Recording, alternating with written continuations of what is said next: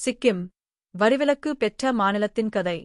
இந்தியாவின் வடகிழக்கில் அமைந்துள்ள அழகிய மாநிலம் சிக்கிம் பல வகைகளில் தனிப்பட்டது. சிக்கிம் பற்றிய ஒரு ஆச்சரியமான உண்மை என்னவென்றால், அந்த மாநிலத்தின் மக்கள் வரி செலுத்துவதில்லை. இது எப்படி சாத்தியமானது?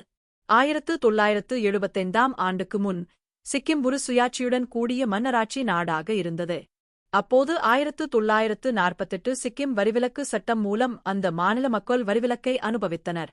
1975ஆம் ஆண்டு சிக்கிம் இந்தியாவுடன் இணைந்தபோது, இந்திய அரசு அந்த மக்கள் உரிமையையும் கலாசாரத்தையும் பாதுகாக்க இந்த சிறப்பு உரிமையை அங்கீகரித்தது.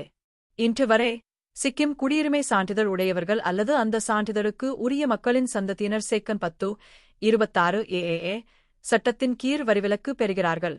இந்த வரிவிலக்கு சிக்கிம் மாநிலத்தின் வரலாறு மற்றும் கலாச்சாரத்தை கோரவைக்கும் சிறந்த எடுத்துக்காட்டாகும்.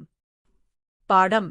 சிக்கிம் நமக்கு சொல்வது என்னவென்றால், கலாச்சாரம் மற்றும் வரலாற்றை காப்பாற்றுவது ஒற்றுமையையும் பெருமையையும் உருவாக்கும்.